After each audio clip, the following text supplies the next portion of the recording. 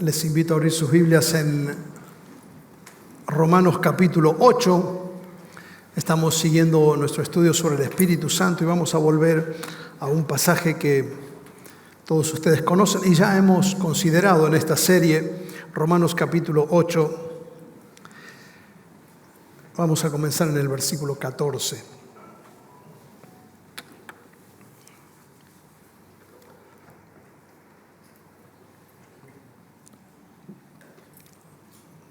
Escribe el apóstol Pablo en la carta a los Romanos 8, capítulo 8, verso 14, porque todos los que son guiados por el Espíritu de Dios, estos son hijos de Dios.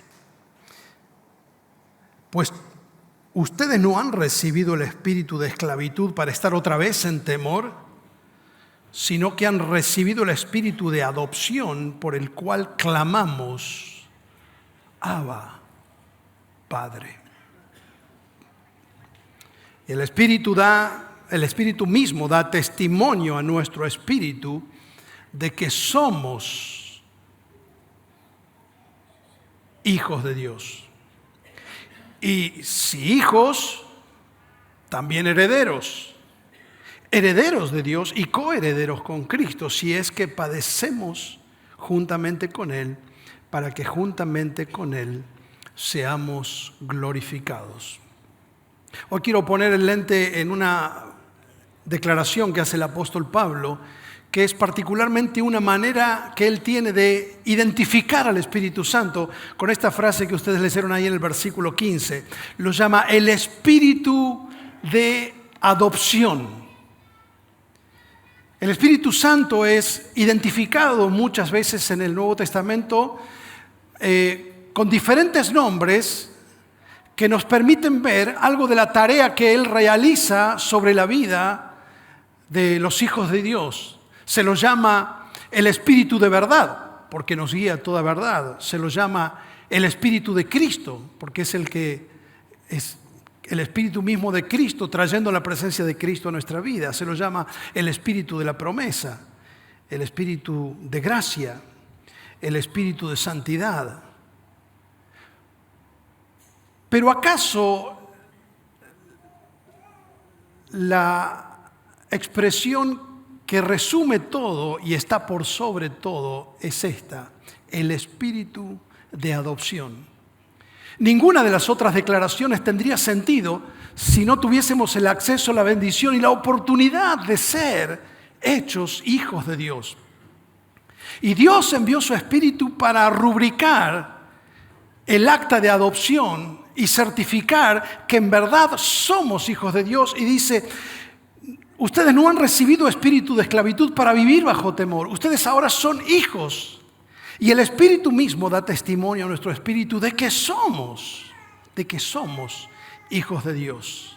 Ahora, quiero hacer algunas afirmaciones para entender lo que implica esta declaración, que Dios, por su Espíritu Santo, nos adopta. La adopción es la única manera por la que podemos llegar a ser hijos de Dios. Hay una teoría muy popular que es conocida como universalismo, que dice, bueno, todos somos hijos de Dios, lo cual es un error total. Todos somos criaturas de Dios, pero no somos hijos de Dios. En verdad, Dios tiene un solo hijo. La Biblia lo identifica como su hijo unigénito. Esa palabra media rara, unigénito, quiere decir único en su género. Dios tiene un solo hijo y todos los demás, para llegar a ser hijos, van a tener que pasar por el proceso de adopción. La única manera en que una persona puede ser hijo de Dios es que Dios lo adopte. Así que solamente en la familia de Dios hay un hijo y todos los demás somos adoptados. La única manera que podemos ser hijos de Dios es por adopción. Ahora, eso es una verdad un poquito más profunda, la segunda. la adopción no era necesaria, no es necesaria para la salvación. Preste atención a esto. Es decir, Dios nos podría haber dado la salvación, pero no adoptarnos como hijos. De hecho, la carta a los Romanos es una carta en la que Pablo explica detalladamente el Evangelio. El proceso como nosotros siendo hijos de ira, estando separados de Dios por nuestros pecados y estando destinados a la condenación, somos llamados a la salvación e incluidos en la familia de Dios. Y Él, en todo este proceso que va explicando el Evangelio, Él usa diferentes términos. Y Él nos habla de la salvación, nos habla de la redención, habla de la expiación, habla de la justificación. Pero nunca, en toda la carta, llama a los cristianos hijos de Dios. Recién ahora en el capítulo 8, por primera vez, los va a llamar y nos va a llamar. Va a identificar a los creyentes como hijos de Dios. Y es por eso que usa la expresión hijos de Dios. Porque ahora que habla de la adopción, ahora sí puede llamarlos hijos de Dios. ¿Qué hubiese pasado si Dios decía, bueno, en mi gracia y amor voy a enviar a Jesús a morir por sus pecados para librarlos del castigo eterno? Pero es lo único que les voy a dar. Es decir, los voy a absolver del juicio, pero no les voy a permitir entrar en una relación conmigo. Dios no nos debía la adopción. Nos podría haber absuelto del juicio, nos podría haber dado el perdón, pero no darnos la filiación, la relación de hijos. Es decir, la adopción es gracia sobre gracia. Y esto nos lleva a la tercera declaración sobre la adopción. Y es que la adopción nos trae a una nueva relación, al punto que es una relación que ni siquiera los ángeles pueden tener con Dios. ¿Sabes? La Biblia dice en Hebreos capítulo 1, verso 15, que a ningún ángel Dios le dijo, tú eres mi hijo. Es decir, ningún ángel, cuando se relaciona con Dios, aunque son seres santos, aunque no están bajo juicio, aunque son seres que están en la misma presencia de Dios, ningún ángel cuando le habla a Dios le puede decir Padre. Es decir, Dios nos invita a una relación que ningún ser creado tiene con Él. Te voy a decir algo más. El término oración es un término reservado solamente para el lado humano de la conversación hombre-Dios. Cuando un ángel se refiere a Dios y le habla a Dios, nunca la Biblia lo llama oración. Es una oportunidad de diálogo y de comunicación que Dios solamente tiene con sus hijos. Increíble. ¿Sabes que en los pueblos y en las religiones primitivas, las culturas aún politeístas, cuando las culturas crean sus propios dioses, esos dioses a los que adoran, o esos ídolos, nunca son considerados padres. No hay registros en las religiones, en lo que se llama estudios de religiones comparadas, de culturas primitivas que a sus ídolos los llamen padres. Incluso en nuestras culturas autóctonas, ustedes saben que cuando se habla, por ejemplo, de la Pachamama, que quiere decir la Madre Tierra, o se habla de Tata Inti o el Padre Sol, los indígenas no llamaban al sol padre para expresar una relación personal con el sol. Lo hacían, hablaban del sol, del Padre Sol, y queriendo decir como eso es el creador, es la fuerza creadora de todo, es el origen de la vida para ellos. Es como cuando una persona dice Freud es el padre del psicoanálisis. No está hablando de una relación padre-hijo, está diciendo es el originador de algo. Y de esa manera las culturas primitivas podían hablar del sol como padre, pero ninguna religión hablaba de los dioses ni de Dios como padre. Te voy a decir algo, en el Islam hay 99 nombres para Alá. El Islam lo llama Alá.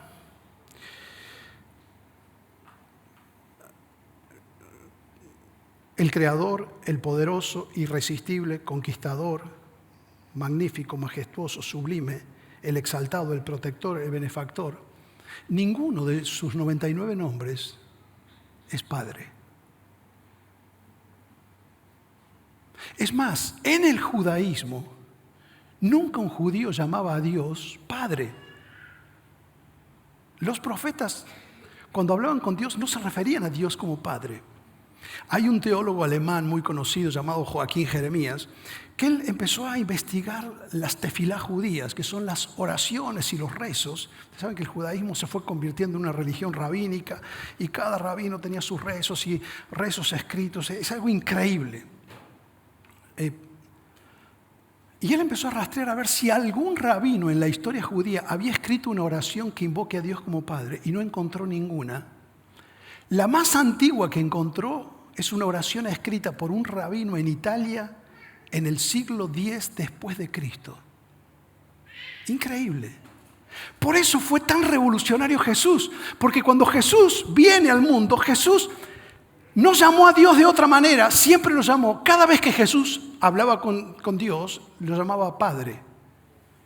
Una sola vez, estando en la cruz, lo llamó Dios. 70 veces en los evangelios, solamente en el Sermón del Monte, 17 veces lo llama a Dios Padre, y los religiosos se ofendían porque decían, ¿cómo le puedes llamar Padre a Dios?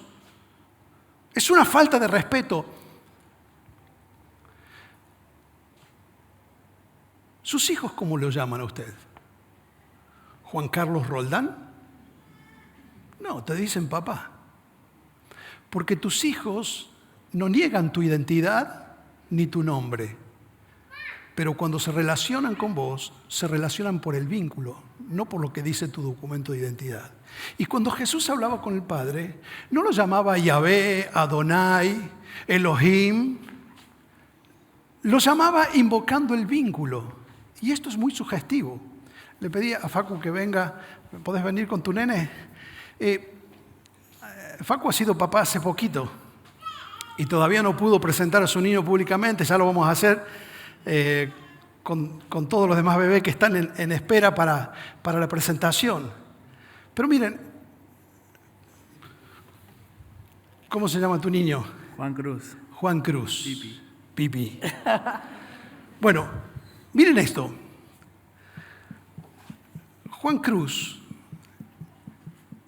cuando crezca, no le va a decir a Facundo, le va a decir papá. Lo primero que le va a decir es papá. Ahora, escúchame esto.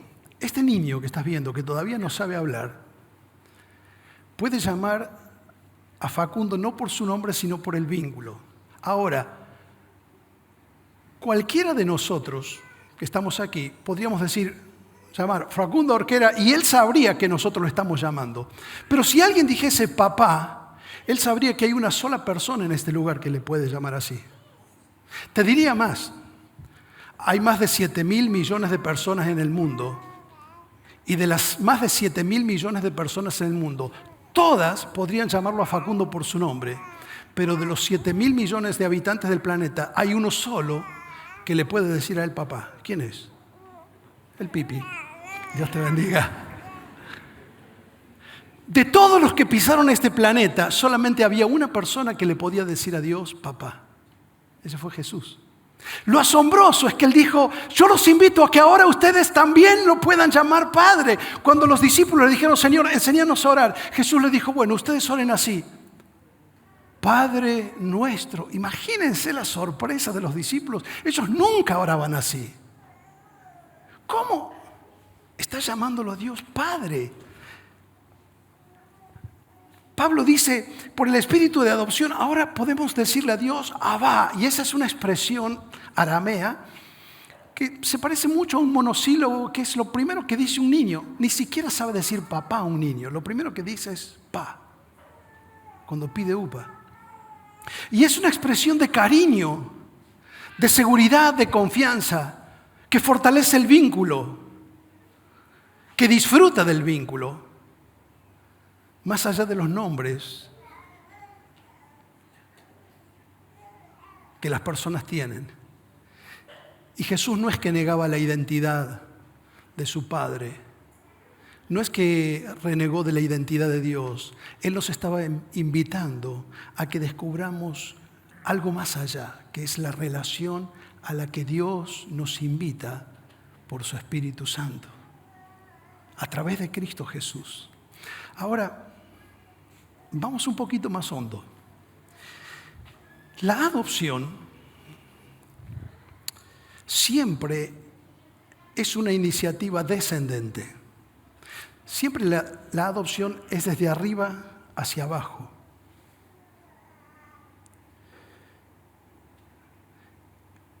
El escritor y periodista, también sacerdote católico, Martín Descalzo, español, él dice, yo nunca entendí lo que es la orfandad.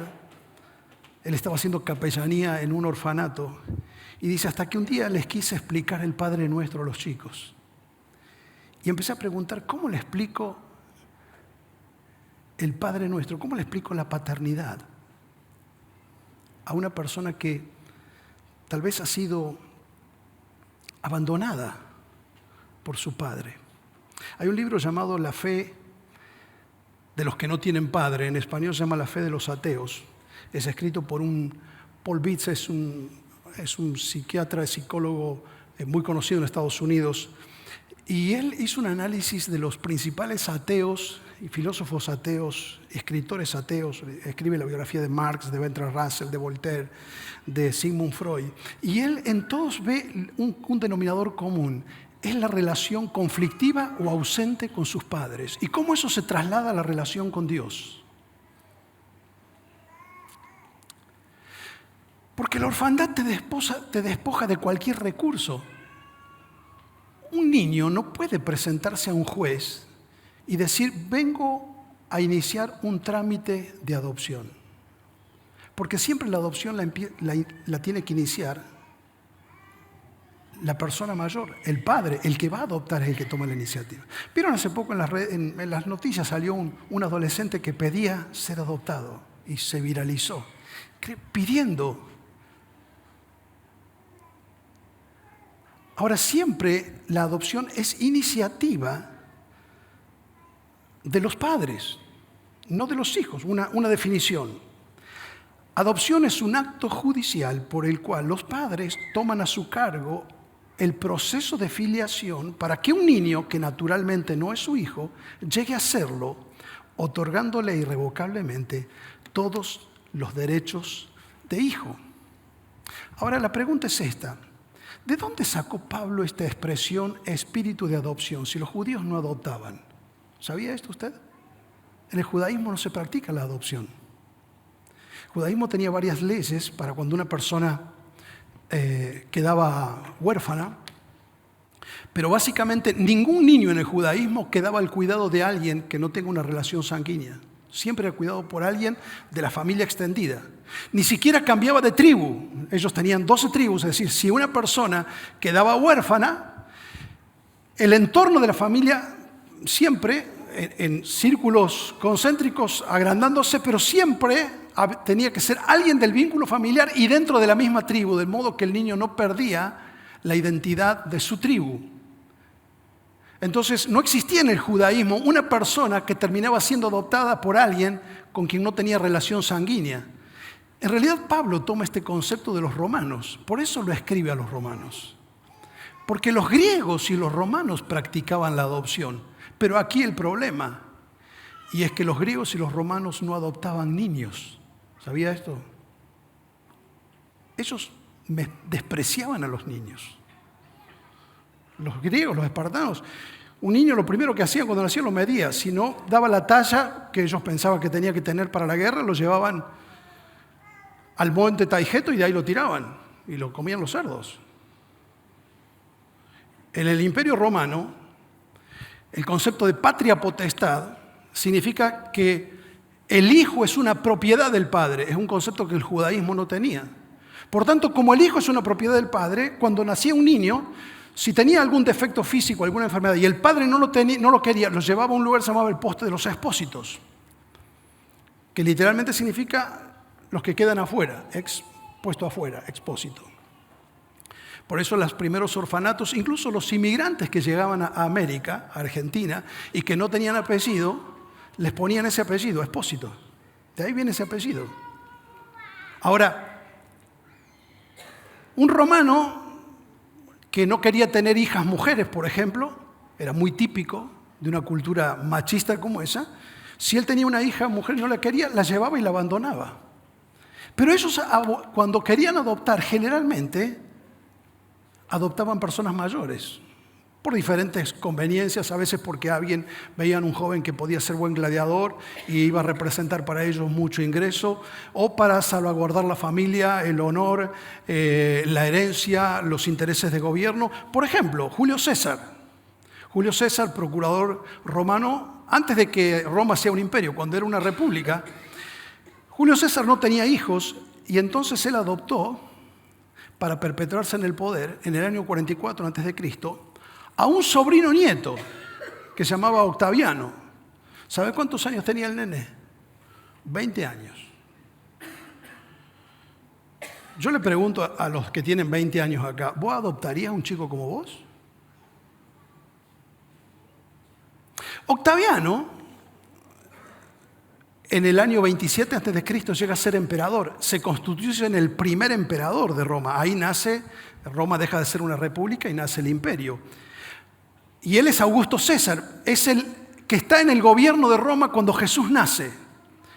Augusto César no tenía hijos varones y como él quería delegar esa autoridad en alguien que le siguiera, entonces adoptó un hijo varón y lo adoptó en el año 4 después de Cristo a Tiberio. De hecho, Tiberio fue el segundo emperador de Roma, lo heredó a Augusto César. ¿Sabe cuántos años tenía Tiberio cuando Augusto César lo adoptó? 40 años tenía el nene. ¿Usted adoptaría a un chico de 40 años? ¿Adoptaría a una persona como usted? ¿Usted adoptaría a una persona como usted? No. Porque los occidentales, a la hora de adoptar tenemos otro criterio. Queremos adoptar un bebé, porque el bebé, ¿qué es? El bebé no tiene pasado. Ese es el tema. El bebé no tiene historia. Entonces nosotros pensamos, lo adoptamos tabula rasa cuando es bebé y lo podemos ir formando con nuestra educación, con nuestros valores, con nuestra cultura y es como de la familia y es de la familia. Pero si vos querés adoptar una persona grande, el problema es que esa persona tiene pasado. Viene con sus historias, con sus vicios, con sus mañas. Y esto es lo más asombroso. Que cuando Dios quiso adoptarte a vos y a mí, nos adoptó con nuestro pasado. ¿O vos te crees que Dios nos amó porque nosotros somos buenitos como un bebé? Dios decidió amarnos y adoptarnos conociendo todas y cada una de nuestras historias, de nuestras rebeliones, de nuestros vicios, de nuestro pasado. Y aún así, Jesús vino a morir por nuestros pecados, pero no se quedó con darnos el perdón y la salvación. Envió su Espíritu porque quiso adoptarnos como hijos. Esto es lo que está diciendo el apóstol Pablo. Dios fue mucho más allá y te amó con todo tu pasado. Así de grande es el amor de Dios. Pero hay algo más, y con esto voy a terminar. La adopción siempre requiere cumplir las demandas de la ley. Aquí hay padres adoptivos, los bendigo por ser eso. Mi familia viene de un niño que fue abandonado en Italia. Y la justicia, como en esos casos, se hace cargo. Le puso un apellido. De ahí viene mi apellido. Y de ahí viene mi familia. Ahora, cuando vos has iniciado un trámite de adopción, sabés que entrás en una amansadora de cuestiones de leyes y leyes y leyes y leyes, y costos y dineros, y trámites y sellados, y todo es costo y es leyes. Y es cumplir las leyes. Ahora, mira lo que dice Pablo en los Gálatas. Cuando vino el cumplimiento del tiempo, Dios envió a su Hijo, nacido de mujer. Esto es maravilloso.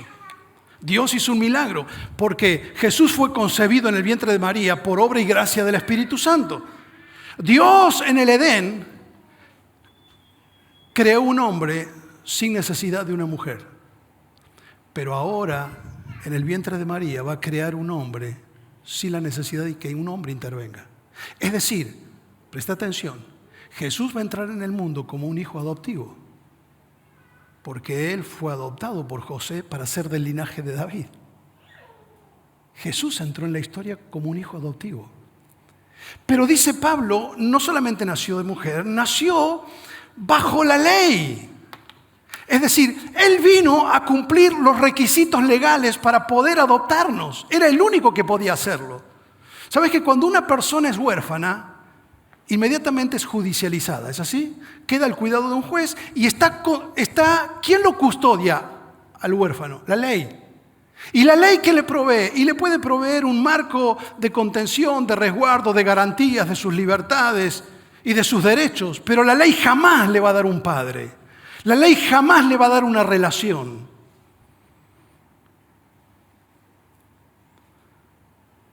Jesús dijo, yo no vine a abolir la ley, yo vine a cumplirla. Él cumplió las demandas de la ley que ninguno de nosotros podía cumplir. Porque Él venía a morir como el único justo, el Hijo de Dios, por nuestros pecados. Y dice Pablo, Él nació bajo la ley. ¿Para qué? Para poder redimir a los que estaban bajo la custodia de la ley, a fin de que nosotros recibamos la adopción de hijos de Dios. Así que ya somos sus hijos. Y como somos sus hijos, Dios nos ha dado el certificado de que ya no somos hijos ilegales. Somos hijos legítimos de Dios. Dios ha enviado su Espíritu a nuestros corazones. Por eso ahora Él clama en nosotros, otra vez la misma expresión que usó en Romanos, le podemos decir a Dios, Papá, Abba, Padre. Vuelvo a Romanos y dice Pablo, entonces si somos hijos, ahora somos herederos. Y no solamente herederos, sino coherederos con Cristo. Es decir, participamos de la misma herencia. Ustedes saben que una herencia se parte en tantas partes como haya de herederos.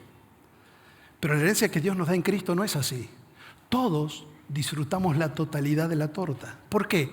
Porque todas tus bendiciones ya han sido compradas. Pero no tenés que hacer méritos para que Dios te bendiga. Dice Pablo, todas las bendiciones, dice así Efesios 1:3, bendito el Dios y Padre de nuestro Señor Jesucristo, que nos bendijo con toda bendición espiritual en los lugares celestiales en Cristo Jesús. ¿Y por qué? Dice, porque nos escogió en Él para adoptarnos como sus hijos. ¿Ves? Al adoptarnos, Dios nos trae todas las bendiciones, nos hace partícipes de la herencia. Y por eso ahora podemos disfrutar y decir, Señor, soy tu hijo. ¿Sabes? La gran historia de la redención en el Antiguo Testamento empieza con una adopción.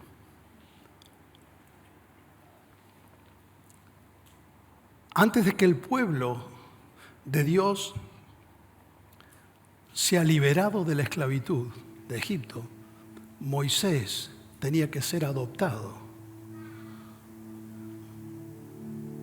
por el mismo sistema egipcio. Y él llegó a vivir en la casa de Faraón como un hijo de Faraón. Y en el Nuevo Testamento,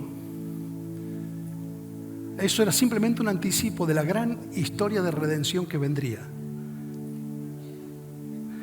Que Dios vendría a liberar a los hombres de la esclavitud del pecado, pero para eso Él entraría como un hijo adoptivo en el mundo.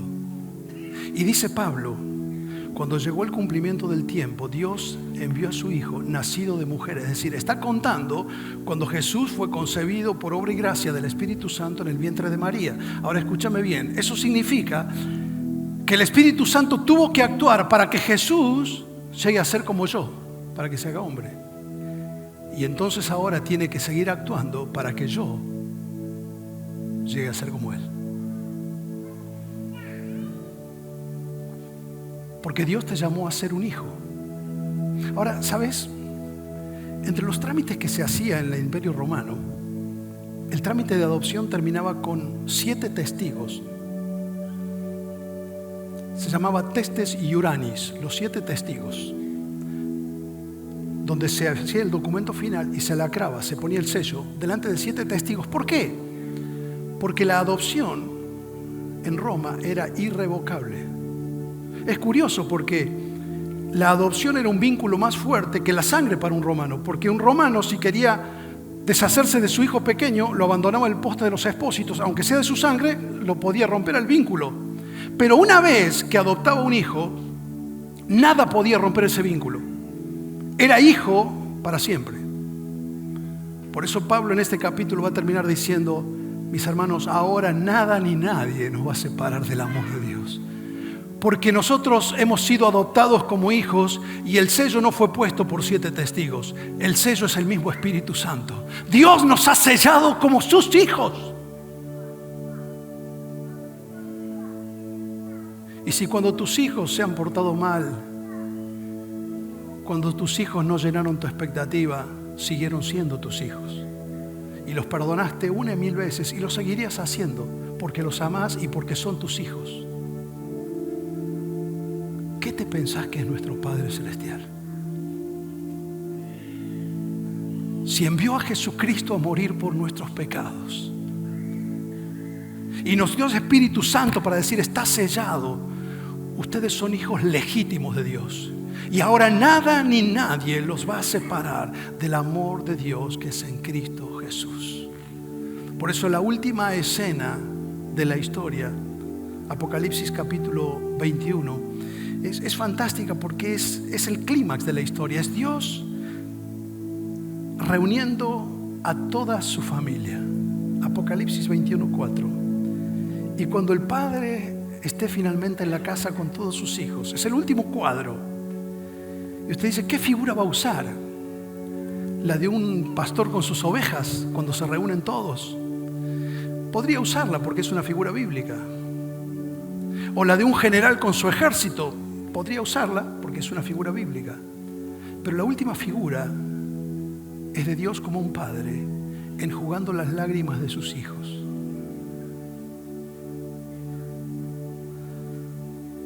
Recuerdo cuando yo entraba a la cocina llorando, como a lo mejor también tu mamá, mi mamá siempre tenía el delantal puesto. Y lo primero que hacía cuando me veía llorar, enroscaba su dedo en el delantal y me hacía así. Me secaba las lágrimas en ese delantal. Y parecía que todo se podía aquietar cuando sabías que más allá de los rechazos que tenías afuera y de los problemas, cuando estabas en casa había alguien que te amaba y te secaba las lágrimas. Mi querido, ese es el fin de la historia. Dios no te abandona jamás. Por más que has sentido el rechazo de tu padre, por más que te has sentido abandonado por personas que amabas, Dios ha enviado a Jesucristo para decir: Dios es nuestro Padre y nos invita a su mesa, nos invita a su casa. Y la garantía de que si Él los recibe como hijos, serán hijos para siempre, es que los sella con el Espíritu Santo. Bienvenidos a casa. Estamos en la casa del Padre. Él es tu Padre. Él es tu Señor, Él es tu Rey, Él es tu Dios, Él es tu Padre. Cuando hay rechazos, cuando hay cosas que no entendemos, cuando nos sentimos indignos, ¿quién merece? Es gracioso como el hijo pródigo, cuando se arrepiente, vuelve y le dice al padre: papá, ya no soy digno de ser tu hijo. ¿Sabes qué me pregunto yo? ¿Y qué le hizo pensar que alguna vez fue digno? Nadie es hijo por merecimiento. Todos somos hijos por gracia, aun cuando nos hemos portado mal. Dios nos sigue amando con el amor del primer día. Y esto que evocamos en la mesa esta noche es la invitación que Jesús nos vino a hacer. Que a través del pan recordamos el precio que Él pagó muriendo por nuestros pecados. Y a través del fruto de la vid recordamos, evocamos, simbolizamos y agradecemos su sangre derramada por nuestros pecados. Y otra vez estamos en casa y otra vez la escena se vuelve a repetir. Estamos en la mesa del Padre. Bienvenido a casa. Vamos a orar al Señor. Señor, queremos terminar esta noche mirando el Calvario y dándote gracias por la obra de Cristo en la cruz. Y ahora tomamos este pan como símbolo de tu cuerpo y lo partimos recordando tu sacrificio en la cruz. Y lo hacemos en recordación y en gratitud, porque fue el precio que pagaste para adoptarnos como tus hijos. Damos gloria al Padre, al Hijo y al Espíritu Santo, como era en el principio, ahora y por siempre.